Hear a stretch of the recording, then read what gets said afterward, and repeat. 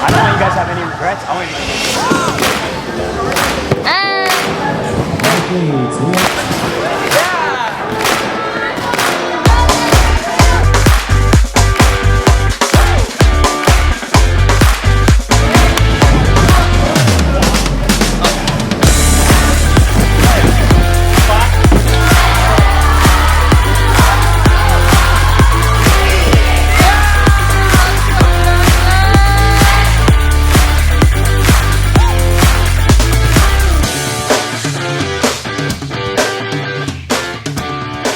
All right, opening icebreaker questions. We're gonna go 1v1. Coach Grace, what is your favorite ice cream flavor? I don't like ice cream. Hot take. Let's get her out of here. Cold. All right, let's skip over Grace then. Tomas, do you have a favorite ice cream? Yeah. Yeah. And what is it? Probably any like fruity flavor. I like mango. Mango's a good one. All right, mango ice cream. Coach Trevor, do you have a favorite? Oh yeah, cookie dough. Cookie dough. All right, guys, cookie dough or mango? Who says mango? Yell it out. Yeah? Who says chocolate cookie dough? Not bad. So I think Trevor took that one. Coach Kai, do you have a favorite discipline?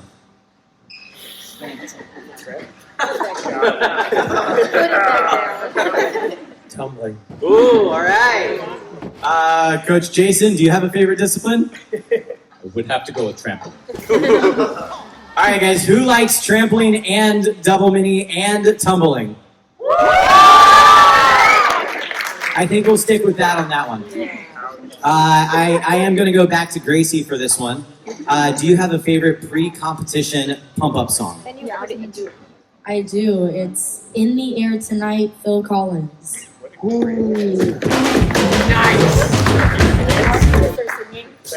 Yeah. All right. Coach Austin, do you have any favorite pump-up songs to play at the gym? Well, the question was your favorite pump-up song? So, Headlines by Drake. All right. All right. All right, so next one, we're going to favorite color. My favorite color is red, white, and blue.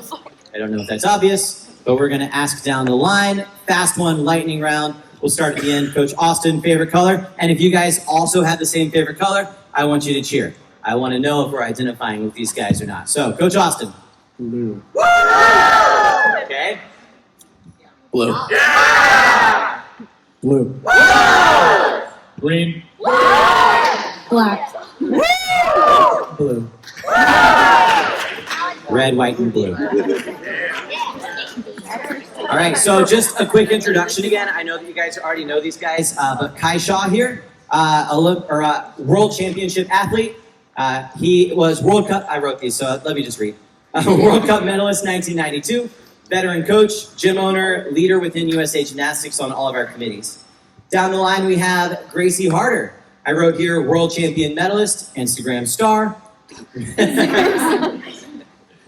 She is also, and we're going to give her another big send-off before the day is done, but she is also flying to China tomorrow morning to compete in the World Games.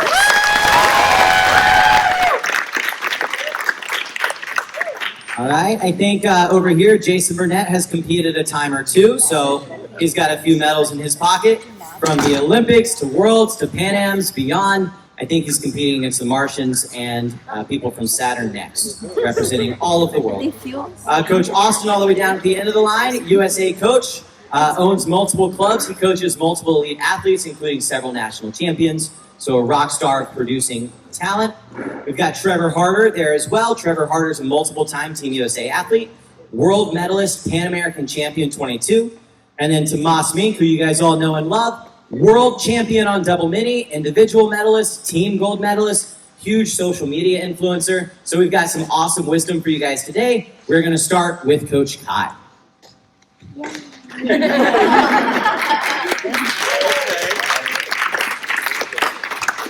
So Coach Kai, you've been part of the sport for decades. First as an athlete, but not just as an athlete, as a coach, also as an elite committee and Olympic selection committee member. From that perspective, how have you seen the sport evolve over the years? So what has changed? And what do you think is the most exciting part about where it's heading? Oh, wow. Okay. We'll start with the latter. I think as far as the sport itself, the sport I've seen evolve to better. Athletes are a lot stronger. Athletes now, compared to when I competed, we went through a lot of mental things where we didn't have coaches that understood what we were going through or anywhere or place that we can go talk about. Now I see athletes have more opportunities to work through their issues that they're having, whether it's through trainers, doctors, things like that. Athletes now are a lot more, I feel, talented. A lot of you guys are learning skills that it took me and some of the older athletes of my generation years, and you guys are coming up with at these camps. You're picking up things a lot quicker. There's more opportunity for you through the councils that Nick and I are on to experience international competition. When I did it, it was only like championships and worlds, and that was it. We didn't have the things that Gracie's going to, things like that. So there's more opportunities now for you athletes. It's not just a Gracie or Trevor or Tomas that can go that. You guys also have the opportunity, and that's what Nick and I do on the council is we look at the other athletes that are just the top athletes, but the ones that are underneath, it's more opportunity that you allow, which in the long run will shape you to become better adults in this world. Absolutely. To that opportunity, let's just brag real quick on some of the athletes because I know a lot of them are here. Some of you guys are going to World Championships or World Age Group Championships in Spain this fall. If you guys are doing that, can you guys stand up? Let's see. So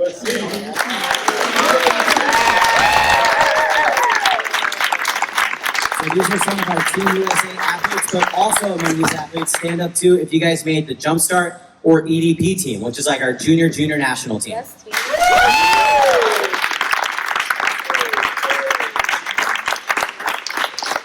Thank you guys. You can grab a seat again. Well done. Anybody else on that topic want to share? Thank you, Coach Kai. Something about what we're excited about, where the sport is going, or how it's changed. I'll jump in real quick just to add to what I was saying. I think it's always really exciting to watch each new generation of athletes come up in the sport because what I see happen is your generation right now, the newest one, will look to the one that is happening just before you. You'll look at the top seniors right now and what they're able to do and the routines and skills that they're doing, that's going to be inspiring to you guys. It's going to put all of these different tricks in your mind. It's going to spark your imagination and your creativity. And it's going to get you thinking about bigger and better skills sooner than that older generation. You guys are going to be inspired by them, and you're going to think, how can I surpass these guys? How am I going to beat these guys one day? And that's what I was doing as a young athlete as well, looking to the older athletes ahead of me, trying to strategize, trying to figure out, what do I need to do to beat these guys one day? And that's exactly what you're going to do, and that is what's going to push you to learn bigger, better tricks earlier, faster, and make you ultimately better than any of the athletes who are on the world stage right now. You'll all have that opportunity to imagine bigger, better things and push yourself even harder in training, which is always very exciting to be a part of. Yeah. Jason, how old were you when you did Trip Rudy out? That was actually a thought of mine. I was probably 17 or 18, but I was also thinking when I was 12, because I know we had a 12-year-old do a Trip Rudy out today, I was doing half out double back when I was 12. I was not doing a Trip Rudy out. So there's just a very good illustration of that next generation being bigger, better, faster, which is, like I said, very cool to see. Wow. Well, thanks, guys. My next question goes to Gracie Harder. So, Grace, talking about bigger and better stuff, you've had an incredible career so far. You have broken the world record for women's double mini difficulty with full half pike, triple pike, and full half straight, triple tuck. Huge passes. Yeah, Gracie. And on that journey, so I'll just read here, you've been very open online about some of your struggles with skills and the mental side of training. So when life or a particular skill is knocking you down, how do you pick yourself back up? And what advice would you give to young athletes who are dealing with moments like that? Yeah, of course. First, I want to say that me being open on like Instagram and TikTok and all the platforms, of course, I want to say that I think it's super important to let others know that it's okay to go through that, because me personally, like, there was no one really out there I could look up to. Like, nobody else was struggling. Why is it easier for everyone else to do all this stuff? Why is it so much harder for me to do it? And I realized, well, I'm that person. I need to be that person for everybody looking up to me. So firstly, I wanted to say that I really do take that highly. But yeah, that's like one of the hardest things to deal with as an athlete is sometimes it's not physical, it's all in your head. And I personally get super frustrated and mad at myself and mad at my coaches and just mad at the world basically and blame myself for everything. And I really do just have to take a step back and look at it from a bigger perspective. Look at it from anyone else's point of view. I mean, to my parents, it's like, oh, well, she's just simply not going. She's just simply not doing it. But in my head, there's so many different thoughts happening. So when you really slow down and take a deep breath and look at it, hit your drills, that's how you start to feel a little more confident. And then I think it really does take that one time where you're like, okay, this one's the one. This is the breakthrough point. This is the one I am going to change something on. I'm going to attack this one differently. That's how you get there. It takes that one time, and then you build up from there. So can I ask some kind of leading follow-up questions? One of the first big struggles like this that you went through, because I was there, we've gotten a front row seat, right? We've gotten to watch all of these guys grow up and accomplish what they have. It was the half out, right? Yeah. How long did it take you to finally feel confident and feel like you learned your half out? Well, to first initially get it, it took me over a year, actually. And then after that, it was back and forth for about 4 years, to be honest. It took me a long time to get fully comfortable with it. So then you went on to learn more skills, and there was one that really kicked your butt after a World Age Group Championships, and you fought with that skill. What was that skill? It was my full. And how long did you fight with full? How long? I'm still fighting, to be honest. So when you went to World Championships for Team USA, what 2 skills did you do that gave you a world medal? I did half full pike, full straight, and I stuck it in the red. So, struggles will come and go. You need to know that that's okay. It's okay to go through it. The important thing is that you're going through it, right? You're not just stopping. You're not giving up. You're working with your team around you to figure out strategies to find your way to the other side. So I guess to continue that with anyone else on the panel, do you guys have any strategies on this that you might want to add to the conversation? Well, first off, I just want to say that progress is not going to be linear. You're going to succeed a lot. I'm sure every single one of you is going to succeed at some point, but it's unrealistic to a point to expect yourself to win every single time, to do well every single competition. And you just got to look at the grand scheme of things, that one competition or one season won't define you in the long run. Look at the big picture. At the end of the day, everyone's going to look at your career as a whole. They're not going to look at what you did at a Winter Classic in 2019. No one's going to remember those moments. So kind of keeping that in your head helps you move on as you go. It's okay to be angry, to be disappointed after a competition. I'm not saying you can't feel those emotions, but feel those, accept it, and move on. You know what you have to do, and you kind of understand where to move on from there going forward, and just look ahead to the next competition. There's no point of staying in the past. That's the way I like to look at it. Coming from someone who's probably just had the worst season of their entire life. I will say on that, though, he may have had, quote-unquote, the worst season of his life, but he has had many, many accomplishments, and little you guys know, I'm sure you've seen the video of his full drift mount. That is the first person ever to do that skill before anyone else in the world. So.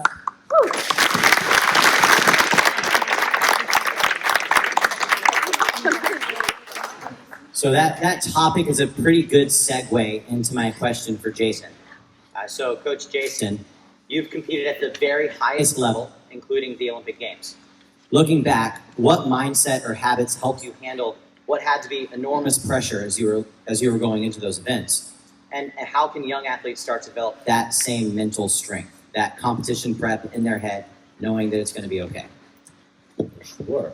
So I'll start by saying that no matter the level of competition, whether it's a state, provincial, national, international meet, you will always feel pressure. And I think that's a good thing. That means you care about what you're doing. So when you feel nervous on that competition floor, that's something important to have. That's how you should feel. And it's very valuable to learn how you want to use those feelings to your advantage. We don't want to let them overcome us in the moment. We want to let them, or use them to help us focus our energy and our mind on the task at hand. And as I was competing, I used a lot of different strategies to really put myself in the right mindset to handle all the different types of pressure from small to big competitions. One of the things I loved to do whenever I stepped into a new competition gym is I really wanted to absorb the space around me. I wanted to be very familiar with everything in that gym. The way it looked, the way it smelled, the sounds. I wanted to imagine the crowds in the stands. I wanted to know who the judges were on the panel. Because one of the most intense moments for me in a competition is when you take that first step up onto the trampoline and turn to salute the judges.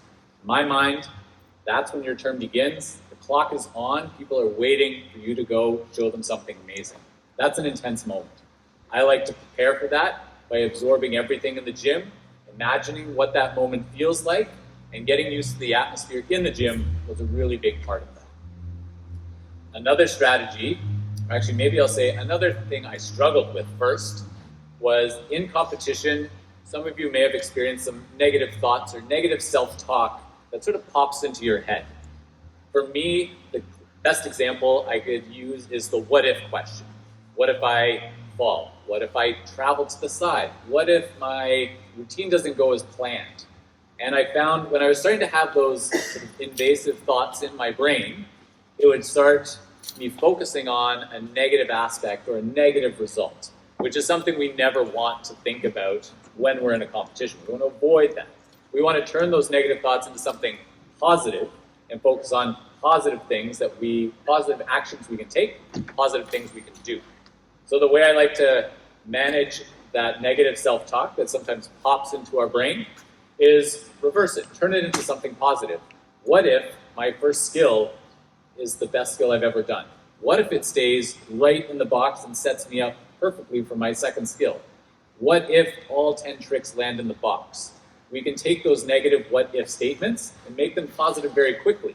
And that automatically gets us focused on the right moves that we want to make. And to me, that puts us in a much better mindset for starting that routine. It also helps us focus on maybe some of the smaller details that we really want to go well. Maybe I really want my shoulders to be nice and tight on that takeoff of that first skill, so it sets me up for good lift and minimal travel. I like to think about those kind of things. What if that takeoff is the best it can be? The final thing I like to do is, how do I want to start this? So I would always like to imagine some different scenarios for competition. To me, I found this took some of the pressure off me as I was about to compete. So I would think about a best case scenario, an average scenario, but also a worst case scenario. And you might do this before your competition day. It doesn't necessarily need to happen right in the moment. But I would think about each one of these scenarios, and I would think about how will it make me feel if I do my best, my average, or my worst? How am I going to act when I feel that way? How do I want the audience to perceive me? What kind of impression do I want to leave? And regardless of whether we do well, average, or poorly, we still want to act like a sportsman or a sportswoman. We want to be respectable and respectful to our fellow competitors and judges. We want to show up and be a role model, essentially, to everyone in that room. So even if things don't go our way and we feel disappointed, or the opposite, we feel amazing, we still want to have a plan. We want to know how we're going to manage those emotions, and identifying those scenarios and thinking about them and knowing how you may feel and how you want to act afterwards can help prepare us for whatever happens in the competition. And that can be a very comforting thought, because competition often comes with a lot of unpredictability. And if we can prepare a little bit for some of that unpredictability, it makes us feel a little bit better going into that unknown.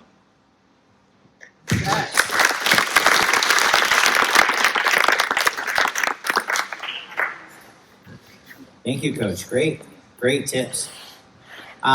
We're gonna come back to that topic a little bit as we weave through some of these next questions, but shift a little bit here to our next question for now to Coach Austin. So, Coach Austin, you've built successful programs across multiple clubs while producing elite level athletes. From your perspective, what's the key to creating an overall environment where athletes can thrive, both in terms of team performance and long-term love for the sport? Okay. I do want to say that performance and long-term love for the sport may not necessarily be the same thing, all right? A high-performing athlete, if you talk to them a lot of times, they don't have a positive connection with the thing that they're doing. They're just high performers, all right? But I think if you will look at anybody that has gone from good to great in a sport, they do have a lifelong love for the sport. So I have a question for the athletes.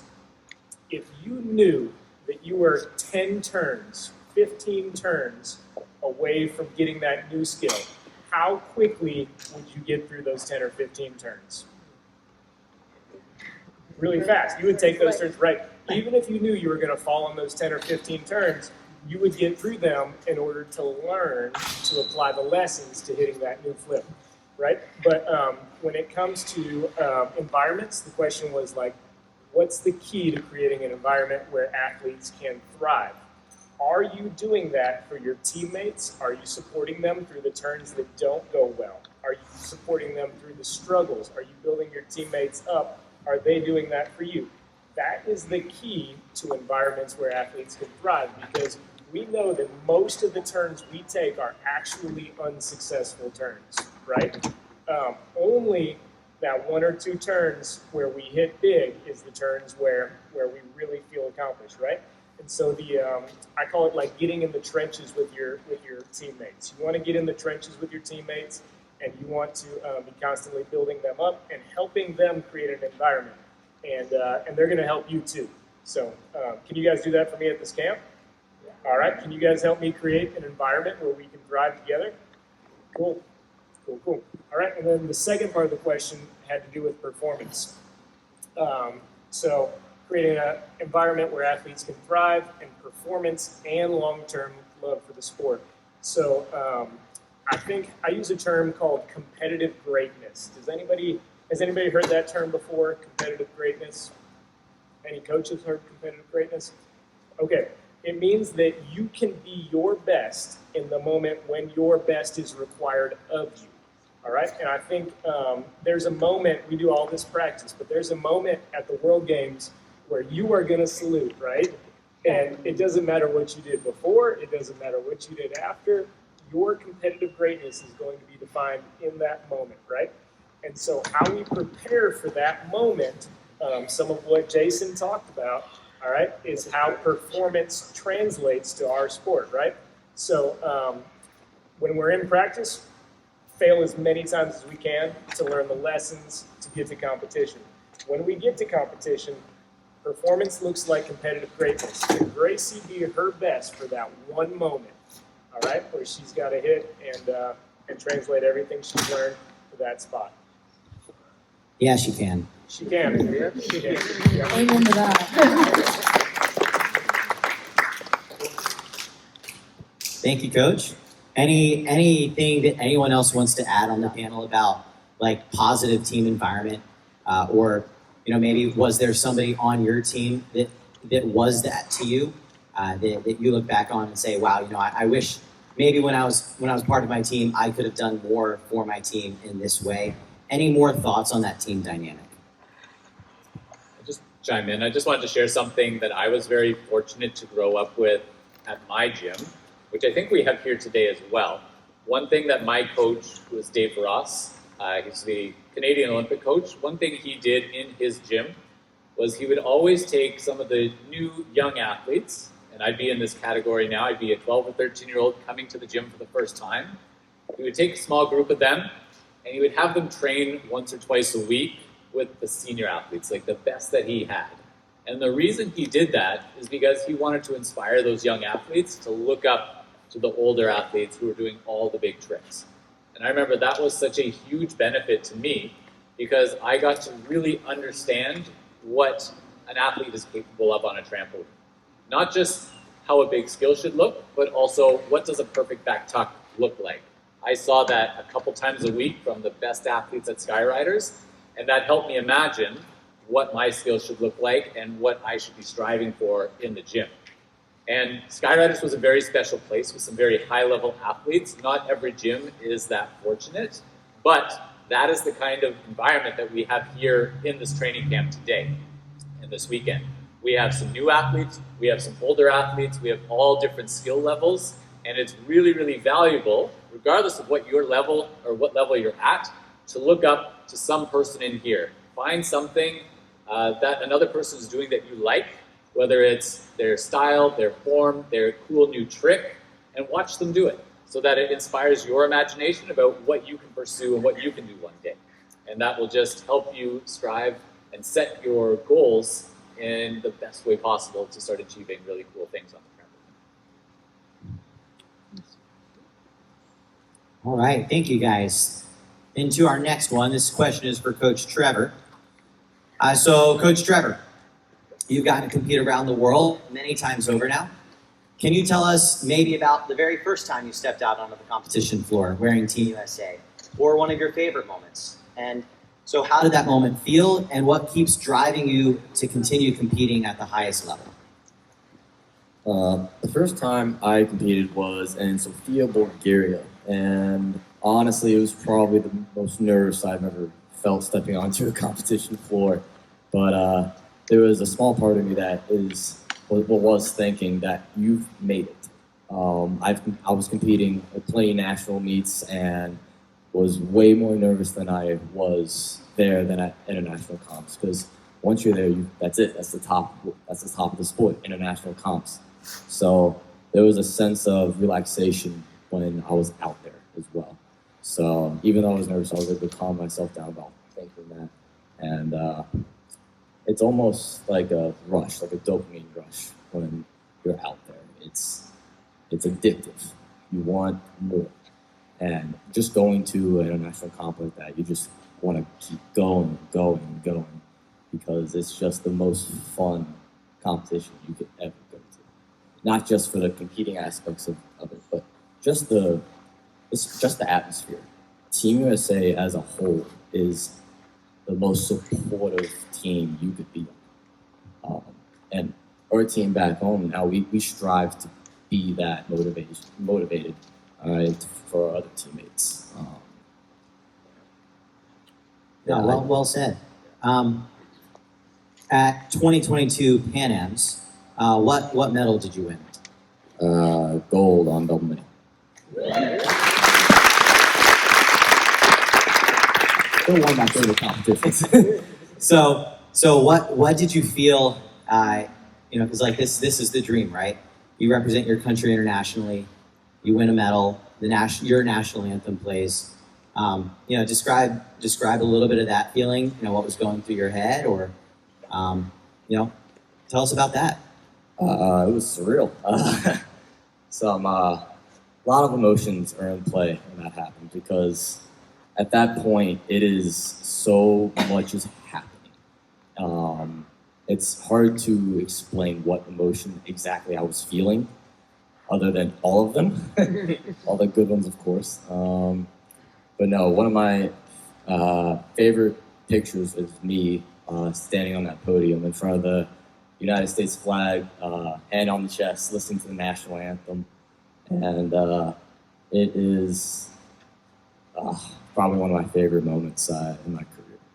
Hearing that, you're doing a lot for your country at that point. You're representing USA as a whole, and to serve my country in that way is really, I don't know how to explain it. It's just an amazing feeling. And so the way that Coach Austin was talking about being there for your teammates, and we were talking about with Coach Jason about supporting each other for that team environment. When you have one friend telling you "good job," that's amazing. That is the world of difference. When you have 10 friends telling you "good job," come on, you've got this, that's 10 times better, right? When you have an entire country behind you doing that all at once, even if they're not all there in the room at that time, that's just, the definition of it, right? Definitely, yeah. It's definitely makes me proud. Makes me feel like I made my country proud. Well, we're all very proud of you. Let me switch topics next to Coach Tomas. So, Tomas, I wrote here, you've not only reached the top of the podium, multiple world medals of all variety, but you've also built a huge online following, inspiring athletes around the world. How do you use social media to positively impact the sport? And what do you think young athletes should keep in mind as they work to build their own online presence? Yeah, social media, I think, is an amazing tool, and I've been fortunate enough to create my own sort of platform, as you guys know. But the main thing I want to leave you guys with is not everything you see online is real. I'm not saying my content is fake by any means. I think it's the opposite. I think there's a lot of people out there that will only post their successes, and they're only going to post their victories, and you're not seeing the entire process. And I don't want you guys, as the consumers, as the people watching those videos, to think they have it easy, to think everything they do, they can just do it first try. You have to know that what people post online, the majority of the time, is their best things, which is great. Like, you want to show off your cool things. I do that too. But as a consumer, just know, I don't want anyone to ever feel let down because you're seeing someone else do something cool and you're wondering why you can't do that. Just keep in mind that everyone grows at different levels, and not everyone posts all their fails or all their entire progressions up to whatever you're seeing. On the flip side of that, I think social media is a great tool to kind of elevate the sport.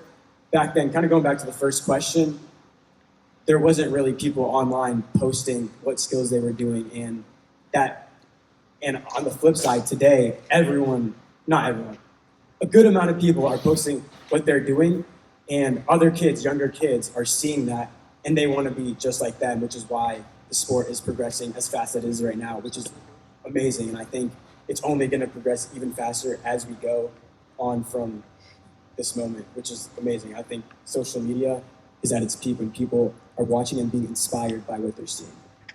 And now the other part of that question, for anyone interested in learning how to build their own presence, you just have to do it. When I was a lot younger, maybe like 12 or 13, I was really, really bad at gymnastics, but I still posted literally everything I did because I just wanted people to see my flips. I wanted people to see what I'm doing. Even my fails, I would just post it because I wanted people to see. And I guess, I don't want to say obsession, but it's that dedication to just wanting to make it online. Like, you don't have to be a good gymnast. You don't even have to be a top performer. You just have to spend some time posting some videos online. Think about it. To the common eye, to the mainstream audience, even a backflip is cool. So if you're posting a backflip, if you're posting a Rudy, if it gets to the right audience, people are going to be impressed. So if you're interested in building your own online presence, all I ask is that you actually post. And the main thing is people will watch their video back and they're going to be like, oh, that wasn't even clean. That was bad. It doesn't matter. If you want to succeed online, you just have to post it. That's literally it. So what are your online handles? Just to call out here. You can find me on every platform with just my name, Tomas Mink, and I have just created a clothing company under the name Moss by Mink.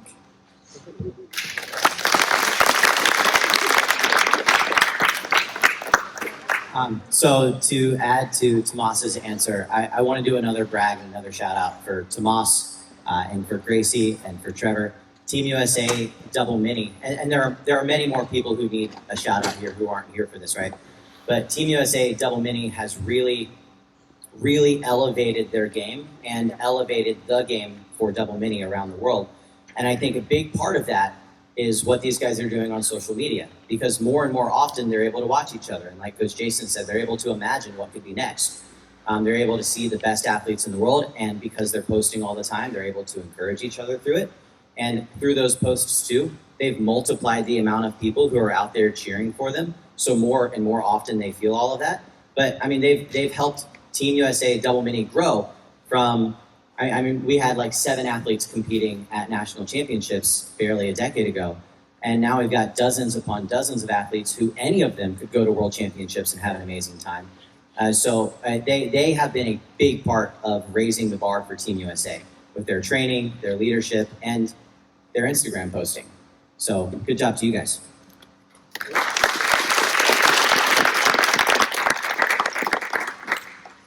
All right. I have a few more follow-up questions because we have time for it. I love that. We got through with actually like really good timing on all of those questions. So thank you guys. Great answers, great wisdom. My first follow-up goes back to Coach Jason. So Jason, as far as I know, right, you've spent your entire life in the gym world, training trampoline all the time, growing up in it, competing, and now you're not in the gym world as much anymore. You work for an international nonprofit. You come out and do clinics like this to share some wisdom, but it's not your day-to-day exercise anymore. So how did your time in the sport, how did your time on trampoline, how did your time as an athlete prepare you for life beyond TNT, maybe in the professional workspace? And in what ways has it really enriched the work that you do? Absolutely. So a lot of the skills that we learn in sport, whether it's leadership, teamwork, resiliency, those all translate into other areas of life, not just our work, but into our personal lives, into our friendships, into our relationships. Those are all very positive experiences that we can have, we can build, we can practice here in the trampoline gym. So I have a regular day job now. I work at a computer from my home. It's not quite as exciting as what we do here in the gym, but I still enjoy what I do, and I work with a team online. And the teamwork skills and the compromise and the leadership and how I interact and get along with people on my new team at work is very similar to how I would get along with people in the gym. And you know what? In the gym, I was not always the perfect team player.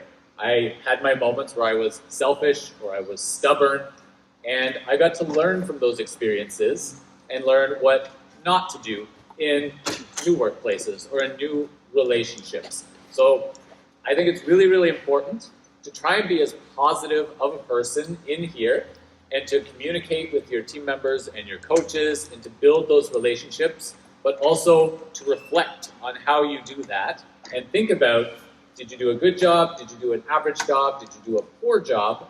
All of which are fine, but as long as we continue to reflect and learn from maybe some of the mistakes that we are making and continually try to improve upon ourselves, that's only going to make you a better person in all areas of your life, in sport right now, in personal relationships after, and in school, and ultimately in your career. So I guess that will be a great segue into talking about balance. My next follow-up question is for anybody who would like it. And it says, many athletes struggle with balancing school, training, and life, and relationships, and everything else that's going on. What strategies or routines help you guys keep your balance? I don't believe in balance. Okay, it's a fair question because it is asked often. How do you balance school and training? How do you balance work and life, relationships, etc.? And when I say I don't believe in balance, I mean that I believe in being exactly where you're at. So if you are at training, be at training. If you're at school, be at school. And trying to strike a perfect balance between giving your time to both is a goal that will waste a lot of energy. And this is saying it as someone who manages multiple businesses and teams and elite athletes. The only way to do the thing in front of you successfully is to give everything you got to that thing while you're doing it. So athletes, owners, coaches, when you are coaching or when you're training, give everything you got to training. When you are at school, give everything you got to school. And if you start to experience like burnout from training too much, I believe in a good break. Take a good break. But don't make important decisions about your training or important decisions about school when you're in that state. Just be where you're at.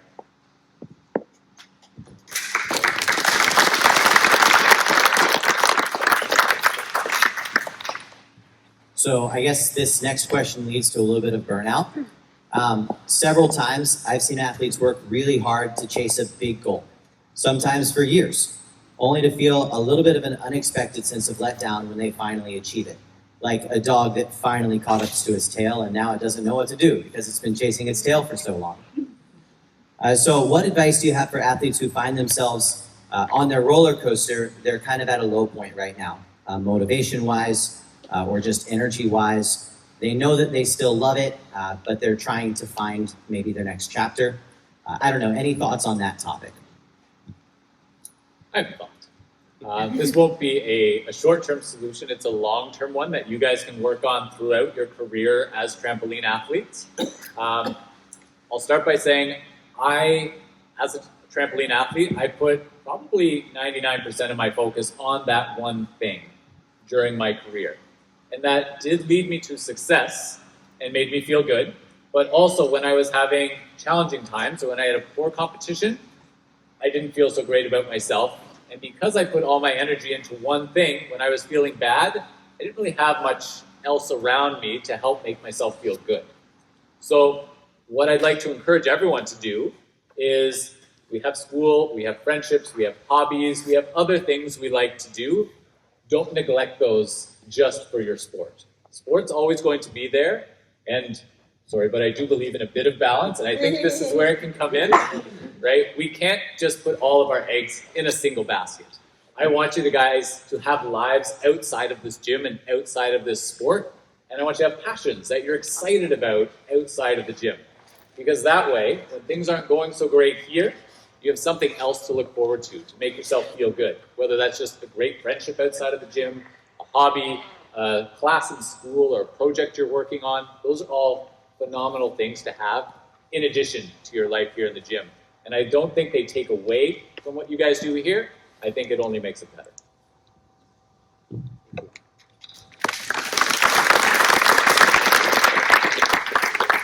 I'd like to add a little bit. That was amazing. Coming from the Olympic champion, it wouldn't have taken away anything from your Olympic trampoline to do some other things along the way, right? Yep. Not at all. Cool. I did have a quote that would go along with that question, and the man who loves walking goes a lot farther than the man who simply loves the destination, right? So if the only thing you love about trampoline is that Olympic championship, then when you get it, there will be nothing left, right?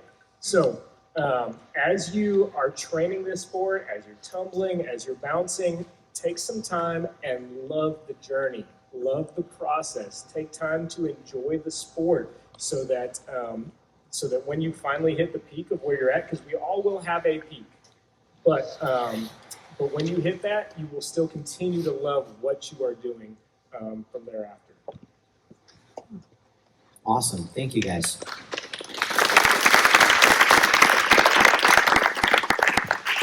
And just to add on that note, I'm kind of in agreement with Jason, not against Austin, but against Jason, because I believe you do have to have balance.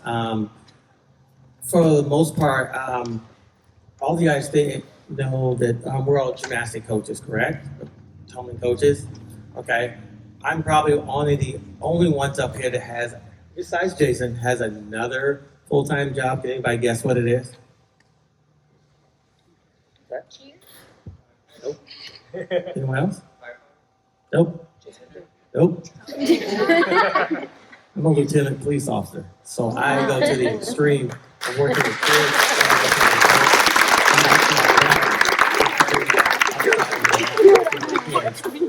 working with adult kids. So, but it's my balance that keeps me good at the sport that I do and the job that I do. So I do believe that you do have to have some kind of balance outside, because when I'm like you guys get frustrated because I can't get my athletes here, I take my mind off of that for a while and I can do something else that I'm good at, and then I come back and it actually brings me better clarity because I have taken myself out of that, put it on something else that I have passion for, and then come back and I find out the reason why I do multiple jobs like that, because it keeps me well-rounded. And I tell my athletes, I always try to keep them well-rounded, not just to be 100% on that all the time, but when they're doing that job, be 100% with it. And when you're done with it for the day, put it in a box, go do something else that you enjoy, then come back to it. So for you guys, I would say find something, a hobby or something else that you love to do, so you're not stressed out so much and sleeping and dwelling on it and bringing it back into the gym.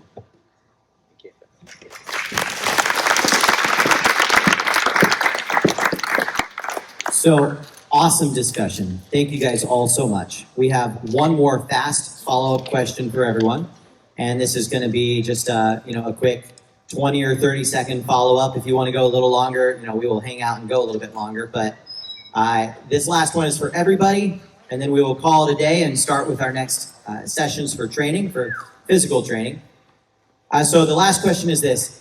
If you could give one piece of advice to every young athlete or every young coach in this room, something that they can take with them long after this weekend, if we could boil down all of it into one quick nugget, what nugget would you like to share? And then just as you guys want to pick it up, let's go. Something I like to think about mostly in competitions is pressure is power. This is kind of what Jason was saying earlier. Pressure is not a bad thing. Pressure means you expect things from yourself and people expect things from you. It means there's a bar, and it's fine to be nervous in competition. It's fine to feel that pressure. Just breathe in those nerves.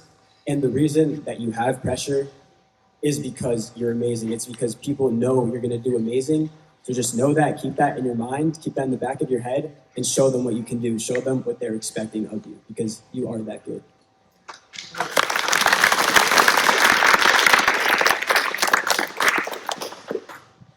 I'll jump in next.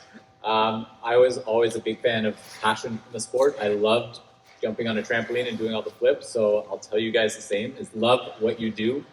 And the thing that my coach always told me was go big or go home. And I always loved that saying, and I really took that to heart in my trampoline practice.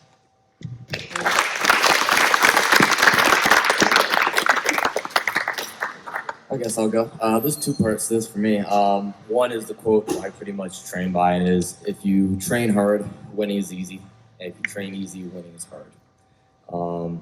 Pretty much I recite that in my brain whenever I'm having a rough day in training, or even having a good day. If I'm having a good day, I'm thinking, is the person that I compete against training harder than me right now?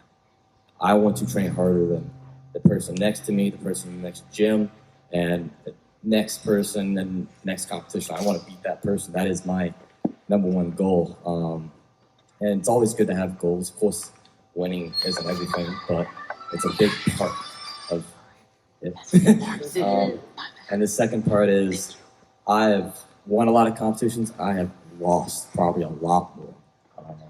And every time I have lost a competition, I have came back stronger to the next, because winning is about defending that number one goal. And losing, it's like I have to make up for that. I have to train harder than I ever have. And that has always been my goal, going back after a loss.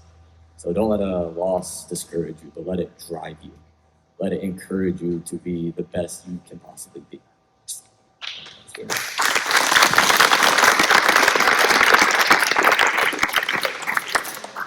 I'll build on what Coach Trevor said. I like winning. Y'all like winning? Nobody likes winning? Okay. When you look at a flight of athletes that are about to compete, and if you had to guess before they all took their turn who is going to win, almost every time, whoever has taken more turns in practice is the one that wins that competition. So if I'm to leave you guys with one thing, it is that you take the most on-purpose turns in practice, and then whatever happens in competition will sort itself out.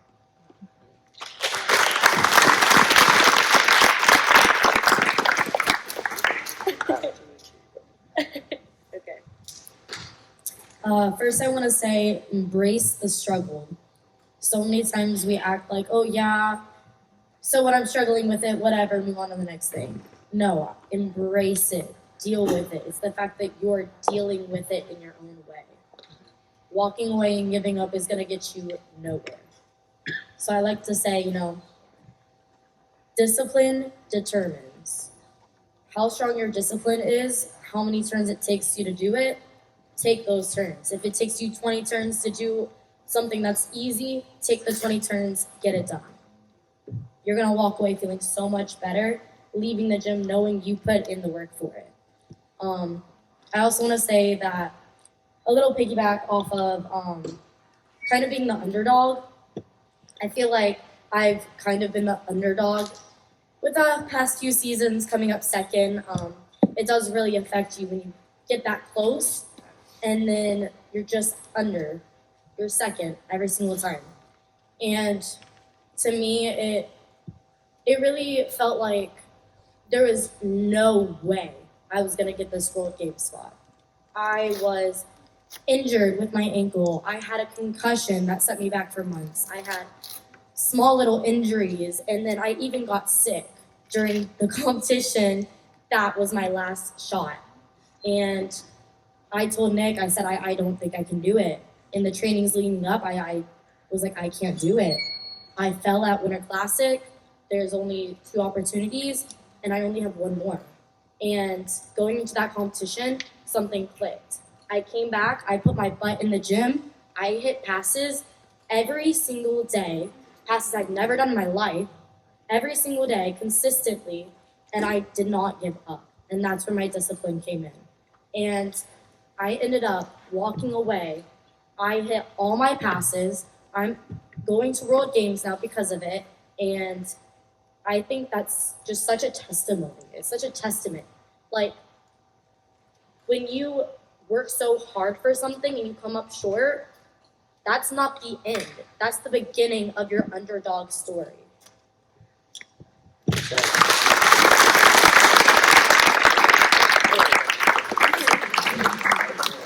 Sorry. Then I will just, I will finish up with the last little bit, and these guys have shared a ton of great stuff. But I want you guys to remember, on this journey, you are not alone. And if you feel alone in your journey, if you feel like you are isolated and nobody can understand what you're going through, look around, because everybody around you is struggling with very similar things. They're going through life right beside you in the same way. I mean, this is for coaches as well. If you guys are feeling burned out or let down, remember there are other coaches that are going through that too. If you guys try to go through it alone, it will be very hard and miserable. Make sure to include your team. Tell people about what you're going through. Share with them your burdens and share with them your joys. And your burdens will be halved and your joys will be doubled. So keep it up. Great job. Thank you guys for listening so well. Can we give one more round of applause for these guys?